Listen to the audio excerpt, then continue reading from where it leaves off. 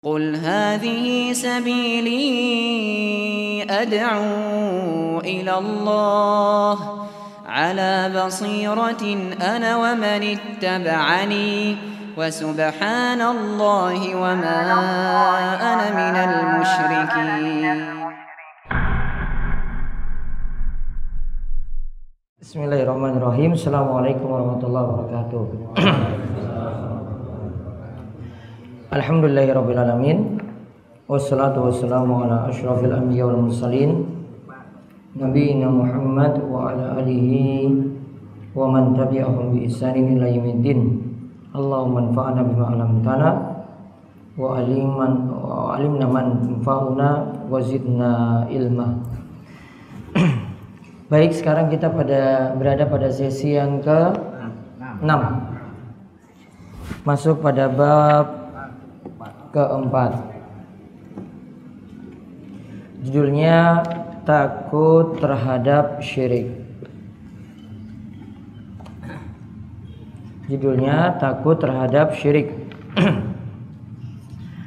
Kalau bab pertama kita bahas tentang wajibnya bertauhid. Bab kedua, keutamaan tauhid dapat menghapuskan dosa-dosa. Bab yang ketiga, orang yang bertauhid merealisasikan tauhid dengan benar akan masuk surga tanpa hisab. Yang keempat ini dijelaskan tentang takut pada syirik, baik itu syirik yang nampak syirik maupun yang samar syiriknya. Baik ini kita takut pada syirik yang nampak, disebut dengan syirik jali. Begitu juga takut pada syirik yang khafi, yang tersembunyi. Jadi syirik itu ada dua macam, kalau dilihat nampak atau tidaknya, yaitu syirik jali dan syirik khafi. Kalau syirik jali itu yang nampak syiriknya.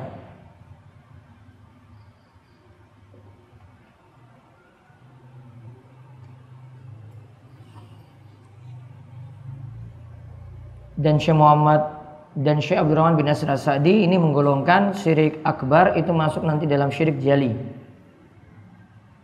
Namun belum tentu juga, karena nanti ada syirik yang tidak nampak juga. Ada orang yang nggak sadar padahal itu masuk syirik besar. Yang kedua syirik khafi, syirik yang samar. Syirik khafi, syirik yang samar.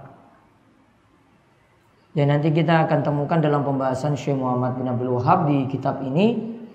Beliau nanti ibaratkan syirik yang samar itu seperti disebut dalam hadis, bagaikan semut hitam di atas batu hitam di tengah gelap malam. Semut itu sudah kecil, terus ibaratnya hitam lagi di atas batu hitam, sudah nggak kelihatan, tambah lagi di tengah gelap malam. Orang yang tidak pernah belajar atau tidak mengetahui syirik, ada yang sifatnya seperti itu, sampai nggak tahu kalau itu syirik padahal dia telah terjatuh dalam perbuatan syirik.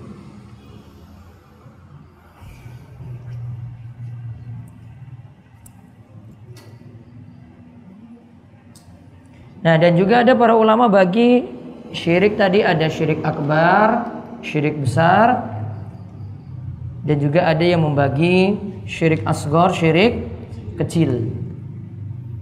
Ada ulama yang bagi lagi syirik bagi dua, yaitu syirik akbar, syirik besar, dan ada syirik asghar, syirik kecil.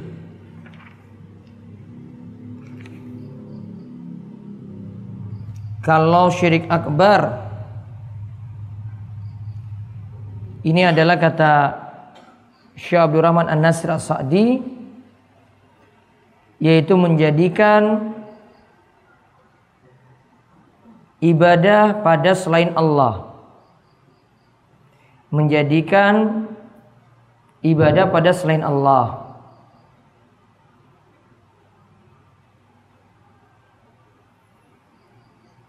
Jadi ada doa ini untuk selain Allah. Ada juga sholat murni untuk selain Allah, bukan bergabung dengan Allah di sini. Allah tidak turut serta. Namun doanya dia murni tujukan pada selain Allah. Walaupun nanti di lain waktu dia berdoa pada Allah juga. Tidak pandang keadaan waktu yang lainnya. Sebagaimana kebiasaan orang musyrik itu kalau susah baru mengadu pada Allah. Namun kalau dalam keadaan senang, ketika selamat, ya foya-foya untuk berbuat syirik pada Allah Subhanahu wa taala. Nah, kalau syirik akbar tadi menjadikan ibadah pada selain Allah. Contoh doa pada selain Allah, tumbal sembelian pada selain Allah. Sedangkan syirik asghar, syirik kecil, kalau menurut Syekh Abdul Rahman bin Nasir As-Sa'di, adalah setiap perbuatan atau ucapan yang mengantarkan kepada syirik. Setiap perbuatan atau ucapan yang mengantarkan kepada syirik.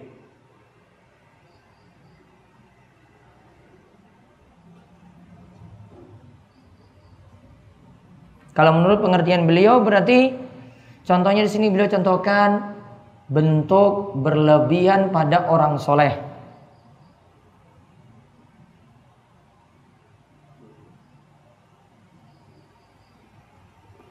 Bentuk berlebihan pada orang soleh. Sumpah pada selain Allah.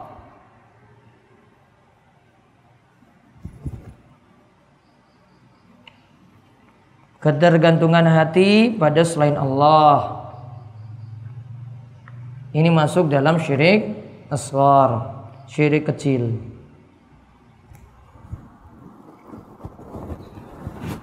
Namun ada ulama yang memahami pengertian syirik kecil yang kedua. Syirik kecil adalah sesuatu yang disebut syirik namun tidak mengeluarkan dari Islam. Ada juga pengertian syirik kecil adalah sesuatu yang disebut syirik namun tidak mengeluarkan pelakunya dari Islam. Contoh misalnya Rasul sebut syirik pada perbuatan riya. Contohnya riya, pamer amalan, ingin dipuji pada amalannya. Nah, ini masuk syirik, nanti kita akan lihat hadisnya. Namun tidak mengeluarkan pelakunya dari Islam. Tidak dikatakan pelakunya itu kafir.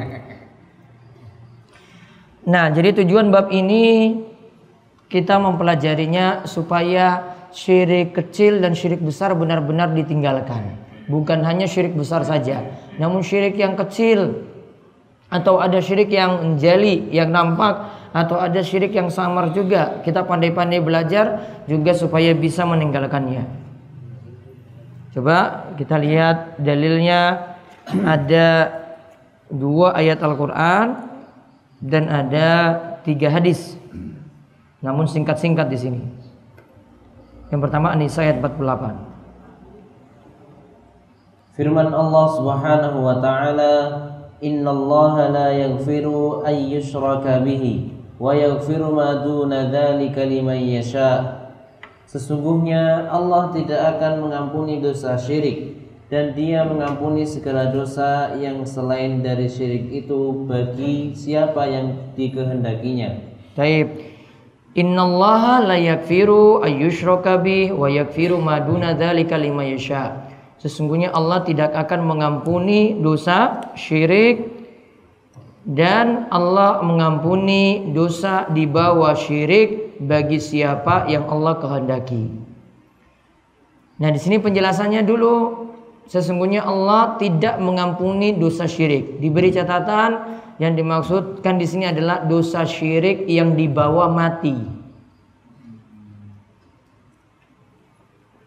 Yaitu dosa syirik yang dibawa mati. Berarti kalau dahulu itu pernah berbuat syirik, sekarang karena ngaji tauhid kemudian bertobat, mudah-mudahan Allah maafkan. Dan itu akhirnya tidak dibawa mati.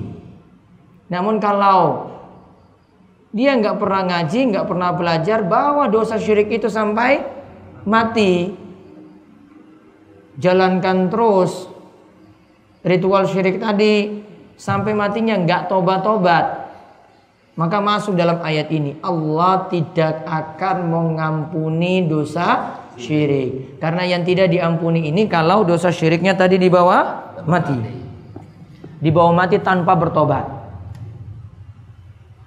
Ya, jadi ini syukurlah kalau orang itu ngaji tauhid, paham tentang kesyirikan, dia bertobat dengan segera. Beda kalau orang itu nggak sadar-sadar, tetap terus dengan dosa syiriknya tadi. Namun kalau sudah bertobat, sudah, mudah-mudahan Allah maafkan dan itu selesai nanti urusannya. Dan sebagaimana kata Nabi SAW, orang yang bertobat dari suatu dosa seperti tidak melakukan dosa itu sama sekali. Dan mudah-mudahan kesalahannya itu diganti dengan kebaikan. Kemudian yang kedua di sini disebutkan Allah mengampuni dosa selain syirik kalau menurut terjemahan. Ada kalimat maduna zalika di sini. Maduna zalika kalau mau diartikan ada dua arti. Yang pertama, Allah mengampuni dosa selain syirik. Yang kedua, pengertiannya Allah mengampuni dosa di bawah syirik. Pertama pengertiannya apa? Allah mengampuni dosa selain syirik.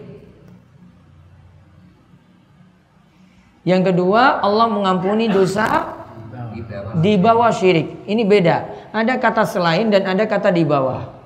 Kalau kata selain berarti nanti bisa dipahami, oh kalau syirik nggak boleh. Selain syirik, ya berarti nanti masih bisa diampuni. Padahal ada dosa yang selain syirik seperti dosa kekafiran. Mencaci maki Nabi SAW, mencaci maki para sahabat. Ini tidak masuk dalam dosa syirik. Karena syirik itu kita menunjukkan ibadah pada selain Allah. Nanti ada yang pahami, oh berarti dosa kafir, kekafiran itu masih bisa diampuni. Kalau menurut pengertian pertama seperti itu. Makanya paling bagus pakai pengertian yang kedua. Yaitu apa di situ ditulis? Allah masih mengampuni dosa di bawah syirik. Berarti yang selevel dengan syirik itu tidak diampuni sampai orang bertobat. Selevel dengan syirik misalnya dosa kekafiran, mencaci maki Nabi, mencaci maki para sahabat. Dia mencela Al-Quran, mengingkari ayat-ayat Al-Quran misalnya. Ya, ini perbuatan yang bukan masuk dalam istilah syirik, namun juga perbuatan yang berbahaya. Kalau dibawa sampai mati tidak bertobat, dosa kekafiran yang dibawa itu selevel dengan syirik. Kalau yang dimaksudkan di bawah syirik itu dosa-dosa besar. Ya, itu yang dimaksud di bawah syirik itu dosa-dosa besar. Ada di situ mencuri, berjudi, minum, selingkuh, membunuh. Ini dosa di bawah syirik. Syirik lebih parah. Karena kemarin kita sudah sebutkan ya, dalam ayat inna syirka la zulmun azim. Syirik itu kezaliman yang paling besar. Maka tingkatannya paling tinggi kalau syirik. Di bawahnya itu ada dosa-dosa besar. Maka kalau kita tahu ada dosa yang paling parah, paling besar, kezaliman yang paling parah yaitu syirik, lalu ada yang berada di bawahnya, maka penyikapannya ya tentu saja berbeda. Orang itu nggak pernah demo habis-habisan untuk masalah ada yang melakukan sedekahan laut, ada yang melakukan tumbal pada selain Allah. Ada nggak pernah demo kayak begitu? Banyak. Level pedukuhan aja lah. Oh nggak ada. Oh nggak ada. Demo loh kayak gitu, protes gitu. Saat jamaah itu protes ngangkat ini, nggak pernah itu kayak gitu, nggak ada. Namun kalau ada koruptor, penista agama, ya jelas memang salah juga. Namun penyikapannya berbeda. Kalau ini nganggap, wah ini super parah ini. Namun kalau tadi yang ada yang masuk perbuatan syirik, ya masuk perbuatan syirik tidak disikapi seperti itu, dianggap biasa. Ah ini sudah membudaya, ah ini sudah mentradisi, orang masalah. Naluri. Nah itu, ya ini saja dari penyikapan saya seperti itu. Intinya yang dimaksudkan dalam ayat yang paling bagus kita katakan Allah masih mengampuni dosa di bawah syirik. Allah masih mengampuni dosa di bawah syirik. Namun lihat lanjutannya, liman yasha, bagi siapa yang Allah kehendaki.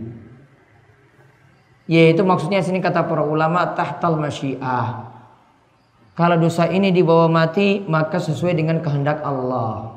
Kalau Allah kehendaki penjudi, perampok, peminum minuman keras, itu Allah maafkan. Lihat dari iman yang dia miliki,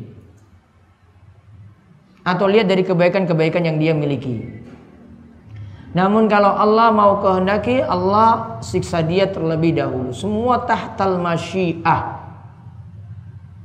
semua masuk tahtal masyiah, sesuai dengan kehendak Allah. Tidak membuat juga orang yang berbuat dosa besar tadi kekal dalam neraka. Ya, karena nanti yang kekal dalam neraka cuma orang-orang yang berbuat syirik dan juga orang-orang yang melakukan kekafiran. Nah, ini An-Nisa ayat 48 seperti itu maksudnya. Digaris bawahi pada kalimat Allah tidak akan mengampuni dosa syirik. Berarti kita harus takut karena nanti mencakup di sini syirik besar dan syirik kecil. Sebagian ulama masih masukkan syirik kecil di sini. Syirik kecil tidak dibawa mati, tidak diampuni, masuk dalam timbangan. Namun jelas pelakunya tidak kekal dalam neraka. Namun masuk dalam timbangan. Ini yang berat di situ. Makanya maksud dari Syekh di sini, beliau ingin jelaskan kita benar-benar takut pada syirik karena kalimatnya umum. Ya, kalimatnya itu umum di sini. Ayyusyraka bih. Ini bisa ditakwil pada masdar, dan masdar dalam siyak atau dalam konteks kalimat penafian ini bermakna umum. Jadi syirik besar masuk, syirik kecil juga masuk di dalamnya.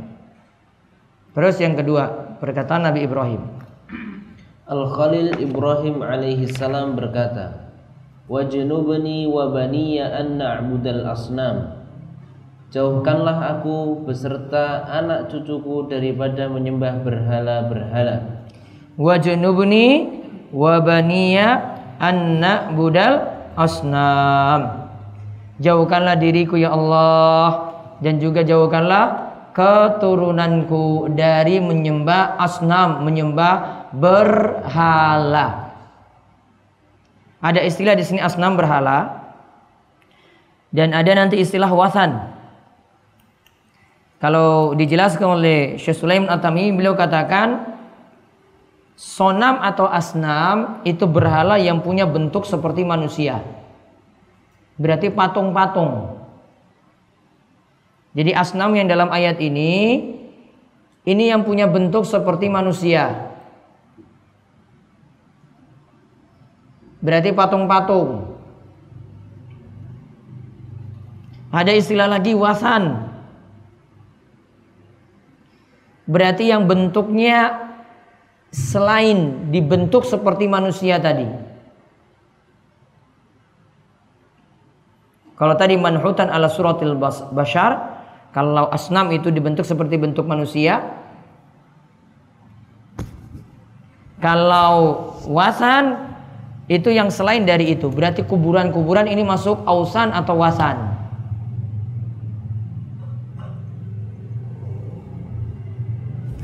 Jadi ada batu besar, kayu besar, itu masuk istilah wasan. Namun kalau asnam itu penyembahan pada berhala.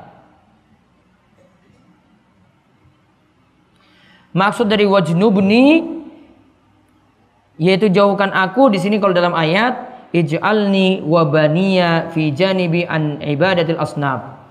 Ini patung berhala tadi, ini aku dan keturunanku, ya Allah berikanlah pembatas sini yang jauh antara aku dan berhala-berhala tadi. Aku dan keturunanku juga berhala-berhala tadi, dijauhkan. Dan ingat, ini doanya Nabi Ibrahim. Nabi Ibrahim yang sudah jadi nabi dan kekasih Allah saja masih meminta perlindungan pada Allah dari syirik. Berarti digaris bawahi kalimatnya, jauhkanlah aku beserta anakku dari menyembah berhala. Seluruh kalimat itu digaris bawahi. Tanda Nabi Ibrahim pun takut pada syirik dan takut anak-anaknya juga terjerumus pada syirik. Sampai-sampai dengar kalimat ini, ada seorang ulama bernama Ibrahim At-Taimi itu mengatakan, wa may ya'manu minal bala ba'da Ibrahim. Kalau Nabi Ibrahim saya seperti itu, siapa lagi yang merasa aman dari bahaya syirik daripada Nabi Ibrahim? Nabi Ibrahim saja takut terjerumus dalam syirik.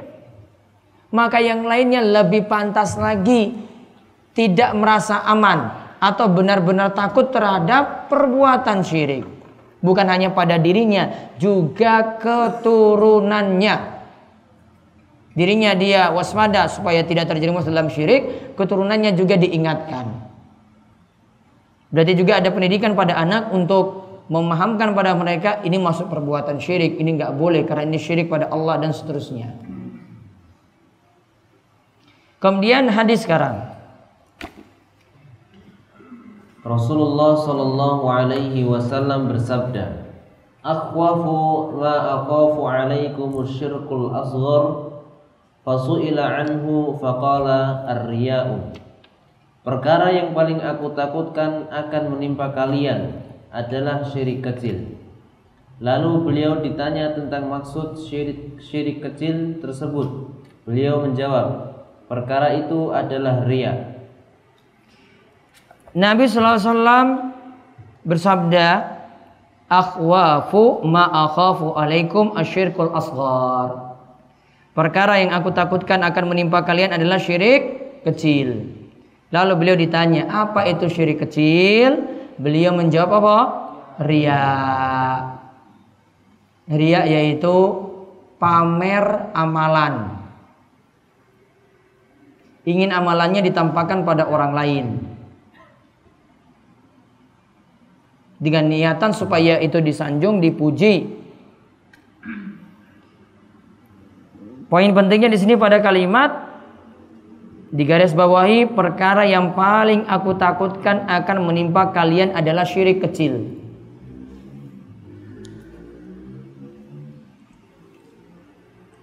Kalau Nabi katakan demikian syirik kecil, wong Nabi khawatir saya syirik kecil menimpa kita, padahal syirik kecil ini peluangnya paling besar menimpa orang muslim dibandingkan syirik besar. Kalau syirik besar orang sudah tahu, oh ini tumbal pada selain Allah nggak boleh, oh ini sesajian pada selain Allah nggak boleh, oh ini pada kayu besar nggak boleh. Ini sudah paham. Dia mungkin bisa meninggalkan ini. Namun syirik kecil sulit. Nah ini yang Nabi khawatirkan. Berarti Nabi ini mengajarkan pada kita, waspadalah pada perbuatan syirik walaupun itu adalah syirik kecil. Harus waspada. Nanti pembahasan riya, nanti ada pembahasan sendiri dalam kitab ini. Terus dalil yang keempat.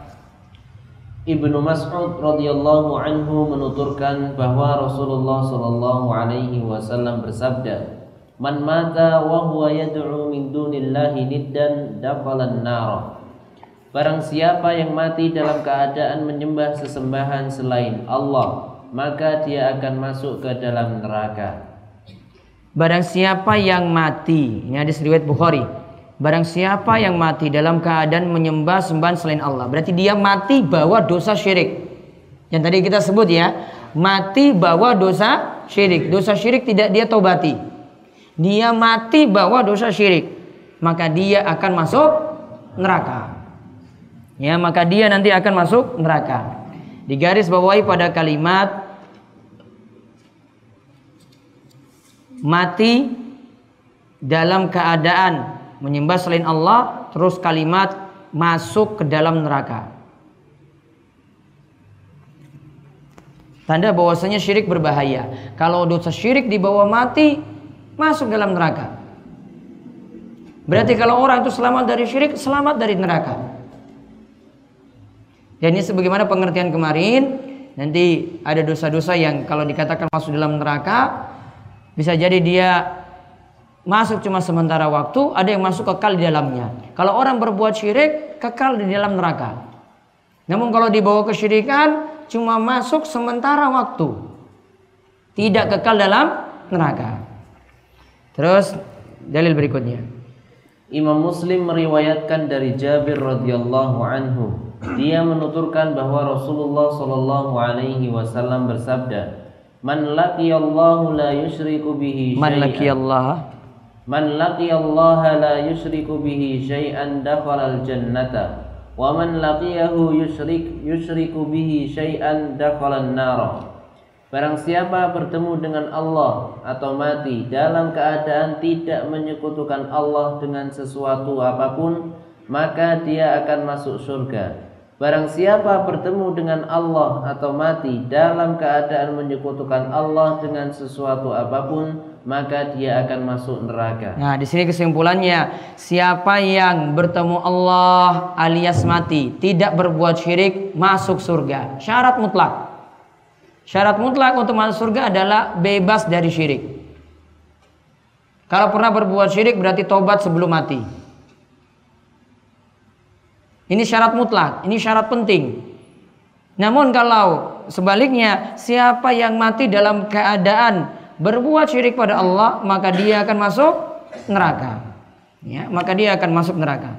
Nah, sekarang kita lihat kandungan bab. Hadis tadi terakhir diriwayatkan oleh Imam Muslim. Syirik adalah perbuatan dosa yang seharusnya ditakuti. Syirik adalah perbuatan dosa yang seharusnya ditakuti. Dalil yang disebutkan tadi, 5 dalil tadi sudah menunjukkan syirik itu berbahaya. Bahkan diingatkan juga walaupun itu syirik kecil, sebagaimana tadi diingatkan dalam hadis ya peringatan tentang riya tadi. Itu sudah Rasul waspadai. Rasulullah SAW takutkan. Walaupun kecil ya, namun wajib untuk diwaspadai, dan ini menunjukkan kita harus takut terhadap syirik. Terus kedua, riya termasuk perbuatan syirik. Riya itu termasuk perbuatan syirik. Terus yang ketiga, riya termasuk syirik kecil. Nah, tadi sebagai kata Nabi SAW, asyirkul asghar, syirik kecil, contohnya itu adalah riya. Ini disebutkan contoh. Terus yang keempat, perkara yang paling ditakutkan menimpa orang-orang soleh adalah riya. Perkara yang paling ditakutkan akan menimpa orang-orang soleh adalah riya. Ini pada orang-orang soleh, apalagi orang di bawah orang-orang soleh, yang setengah-setengah soleh, ya, atau toleh. Toleh itu lawannya soleh. Taib. Yang kelima, dekatnya surga dan neraka. Dekatnya surga dan neraka. Karena tadi dikatakan mati dalam keadaan tidak berbuat syirik masuk surga. Sebaliknya, perbedaannya cuma berbuat syirik atau tidak. Maka yang berbuat syirik masuk neraka. Maka kesimpulan beliau, surga dan neraka itu dekat. Dibedakan dengan perbuatan syirik. Terus, dekatnya surga dan neraka telah sama-sama disebutkan dalam satu hadis.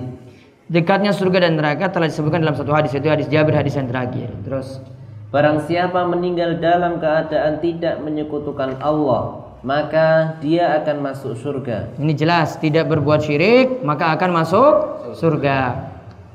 Barang siapa meninggal dalam keadaan menyekutukan Allah, maka dia akan masuk neraka. Ini juga jelas, kalau orang itu menyekutukan Allah, dia masuk neraka. Dan ini nggak usah ditanya, ini syirik besar apa syirik kecil. Pokoknya kalau ingin nakut-nakuti orang, bilang saja berbuat syirik masuk neraka, biar orang takut. Karena kalau kita sebut nanti, itu syirik kecil, nggak masalah, itu cuma kecil aja, enteng. Nanti setelah dia tahu enteng seperti itu, sudahlah, nggak apa-apa, pakai jimat-jimat nggak apa-apa, itu syirik kecil. Gampang-gampangan dia nanti pasang jimat di rumah, pasang ini, pasang itu, pakai susu, pakai ini, macam-macam dipakai. Karena nganggapnya kecil. Jadi kalau ingatkan orang, sudah sampaikan, orang yang berbuat syirik masuk neraka. Selesai, dia tidak lagi punya pandangan, ini kecil atau besar. Terus yang ke-8, suatu masalah yang urgen, yaitu Nabi Ibrahim Al-Khalil memohon kepada Allah untuk diri dan anak cucunya agar dijauhkan dari perbuatan menyembah berhala. Jadi yang penting sampai Nabi Ibrahim berdoa seperti itu untuk dirinya dan juga keturunannya, tanda bahwasannya syirik itu berbahaya, dan dia meminta di sini dijauhkan dari menyembah berhala. Yang ke-9, Nabi Ibrahim mengambil pelajaran dari kondisi sebagian besar manusia. Hal ini dipetik dari firman Allah, Rabbi innahunna adlalna katsiran minan nasi. Wahai Rabbku, sesungguhnya berhala-berhala itu telah menyesatkan kebanyakan manusia. Surat Ibrahim ayat 36. Jadi Nabi Ibrahim sampai meminta pelindungan dari menyembah berhala tadi karena syirik ini banyak menyesatkan manusia. Maka beliau berdoa seperti itu. Terus yang 10. Bab ini menguraikan penafsiran kalimat La ilaha illallah sebagaimana dijelaskan oleh Imam Bukhari. Jadi Imam Bukhari membawakan tafsir La ilaha illallah dengan membawa dalil-dalil yang ada tadi.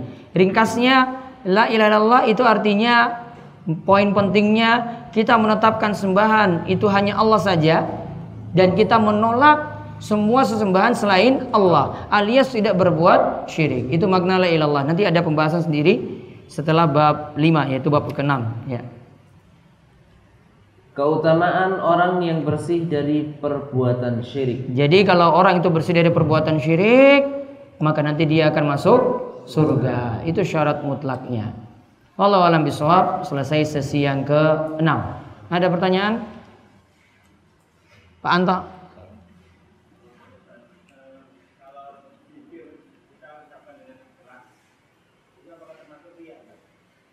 Zikir ucapkan dengan keras, tergantung niatnya di sini. Kalau niatnya untuk pamer amal, malah riya. Namun kalau niatnya untuk mempraktekkan sunnah Nabi, atau ingin mencontohkan, atau ingin mengajarkan, tidak masuk riya. Jadi niatnya nanti seperti apa? Sehingga masalah riya kita tidak bisa nuduh pada orang lain. Wah, kamu itu riya ini. Dia keluarkan infak 100.000 masukin dalam kotak infak. Dalam batin kita, wah ini kayaknya ini pingin pamer. Padahal riya ini masalah hati. Ya, riya ini masalah hati. Boleh jadi dia masukin 100.000 karena ingin contohkan orang sebelahnya ini ada uang sugih, ada orang kaya. Ini biar yang ini juga masukkan juga lebih banyak daripada saya. Ingin memotivasi yang lain, motivasi yang lain untuk masalah kebaikan seperti ini boleh.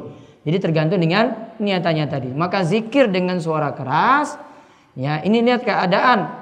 Asalnya zikir, hukum asalnya dengan suara lirih.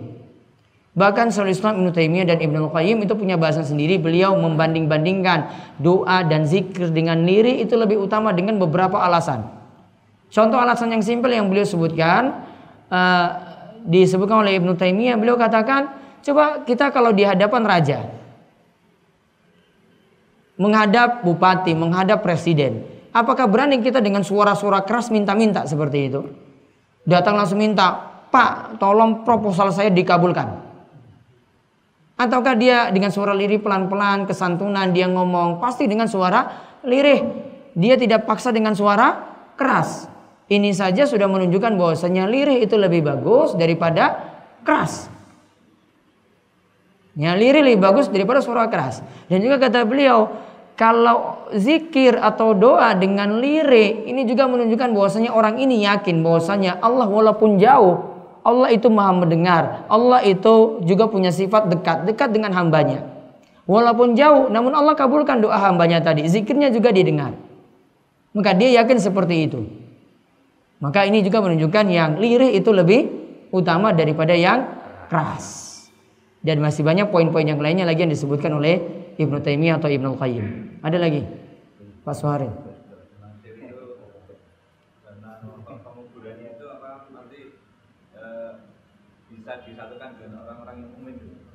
Nah, sekarang berarti jenengan ingin menguburkan, ini ada orang yang berbuat syirik, boleh nggak disatukan dengan orang-orang muslim gitu. Nah, sekarang menyikapinya ini berbeda. Kita pahami teori dengan praktek itu nanti beda. Ya, pahami teori dengan praktek nanti beda. Kita mempraktekkan seperti ini untuk hukum dia itu berat. Maka asalnya pokoknya dipraktekkan secara lahiriah saja. Pokoknya kalau dia itu ngaku muslim sudah disikapi seperti itu. Tinggal jenengan nanti yang punya sikap yang berbeda. Saya ini tahu ini dia ini sebenarnya punya ilmu-ilmu gaib, punya ilmu hitam, dan saya tahu dia ini punya pesugihan yang parah sekali. Yang lainnya mungkin belum tahu hal ini, maka sikapnya saya nggak mau menyolatkan. Yang lainnya sudahlah, itu urusannya Mbak Rois, yang lainnya ngurus-ngurus itu. Saya sikapi seperti ini. Jadi dengan sikapnya seperti ini boleh.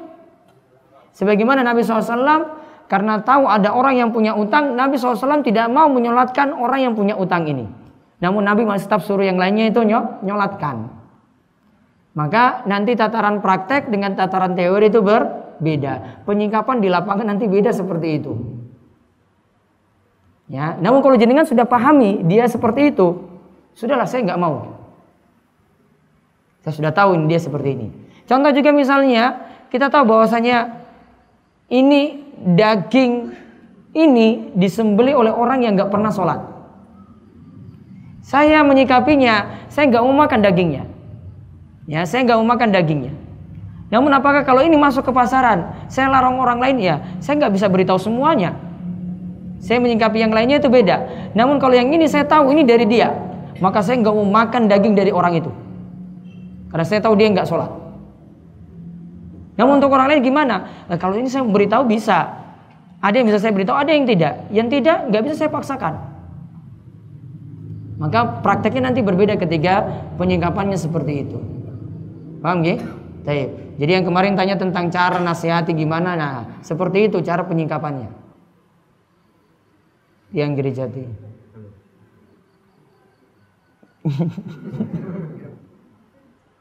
Assalamualaikum warahmatullahi wabarakatuh. Waalaikumsalam warahmatullahi wabarakatuh. Kita sering menjumpai di lingkungan masyarakat kita menjelang kematian, kadang-kadang sering meminta bantuan pada dukun untuk mencabut jimat. Apakah jadi yang mau mati itu punya jimat? Iya. Apakah ini masuk syirik yang dibawa mati? Yang kedua, ada istilah Mu'tazilah gaya baru. Yang dimaksud Mu'tazilah gaya baru seperti apa dan contohnya seperti apa? Iya. Wah, ini Mu'tazilah gaya baru nanti pelajaran kelas tinggi, nanti saya jelaskan sendiri. Yang pertama tadi tentang apa? Minta bantuan dukun untuk nyabut jimat-jimat pada orang yang sulit mati. Gitu. Karena ada orang yang punya ilmu hitam, matinya itu kadang sudah mau divonis mati, ternyata 1-2 hari itu masih hidup. Gara-gara pakai ilmu hitam. Nah, ini perlu dilihat. Orang yang kita mintain tolong ini punya ilmu hitam lagi enggak? Intinya nanti akan dibahas dalam kitab ini, sihir ilmu hitam tidak boleh dibalas dengan ilmu hitam, tidak boleh dilawan dengan ilmu hitam. Jadi dukun nggak boleh lawan dengan dukun, nggak boleh. Ada pembahasannya sendiri di sini. Yang benar apa? Ya dukun ya dilawan dengan cara yang benar, dengan ruqyah. Namun dukun tidak boleh dilawan dengan dukun. Ya orang pintar nggak boleh dilawan lagi dengan orang pintar, karena nggak akan pernah selesai. Ya, jadi taruhlah itu dia cabut, diangkat. Namun nggak akan pernah menyelesaikan masalah. Dukun ini yang ini punya ilmu hitam, yang ini juga punya ilmu hitam, datang lagi minta tolong pada jin lagi. Dia buat syirik, minta tolong pada jin ketika itu buat syirik. Yang satu buat syirik, yang ini juga buat syirik. Lawan. Gak akan pernah selesai. Sama-sama masalah. Kita memang cuma meminta tolong. Namun sudah meminta tolong di sini pada kesyirikan. Nanti ta'awun alal ism. Nanti jadinya tolong menolong dalam dosa. Akan ketularan dosanya juga. Jadi intinya syirik atau ilmu hitam atau ilmu perdukunan tidak boleh dilawan dengan ilmu hitam, ilmu perdukunan. Ya, gak akan pernah selesai masalah seperti itu. Ini ada orang yang disantet, kemudian datangkan lagi dukun yang nyantet lagi, gak akan pernah selesai. Ngundang masalah saja. Ini sudah syirik, yang ini syirik lagi. Syirik mau lawan syirik gak akan pernah selesai, masalah terus. Baik, satu lagi. Ya.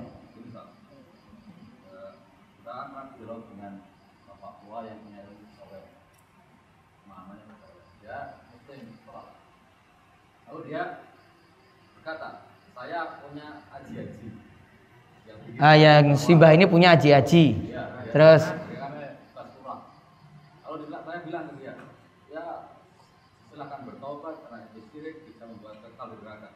Kalau dia berkata, saya nggak tahu Pak Rahmat, gimana? Dia beritahu ini sudah tahu pakai aji-aji, terus jelengan itu ingatkan harus tobat. Ya. Terus dia katakan saya tidak tahu karena nggak pernah belajar ilmu tauhid. Saya nggak tahu kalau ini syirik. Ya sekarang suruh tobat. Tapi dia tetap punya aji-ajinya belum mau diruqyah. Begini. Aji-ajinya itu dibuang. Aji-aji itu jimat-jimat ya? Ya, di dalam tubuhnya ada belum belajar. Di ruqyah berarti. Di ruqyah, namun ruqyahnya bisa manfaat kalau mau tobat. Suruh ngaji atau minimal itu rutin sholat lagi. Saya yakin sholatnya juga masalah. Karena ilmu hitam itu nggak bisa digabung dengan sholat. Ya, jadi suruh kembali ibadah, kembali tobat, baru kemudian diajarkan ilmu yang benar. Maka itu nanti dengan sendirinya ilmu-ilmu hitamnya itu nanti akan keluar. Ditambah lagi kalau bisa diruqyah. Ya, ditambah lagi kalau bisa diruqyah. Intinya harus sadarkan dia dulu itu ilmu yang keliru. Aji-aji ini nggak boleh dipakai. Kalau ini sudah sadar, otomatis nanti cepat untuk keluar. Namun kalau jenengan tidak sadarkan ini dulu, tetap dia merasa benar. Merasa benar bahwa mati tadi apa? Masuk neraka. Dosa syirik di bawah mati masuk neraka. Maka tidak ada jaminan selamat. Wallahu a'lam bishawab. Istirahat dulu 10 menit baru kita lanjut lagi.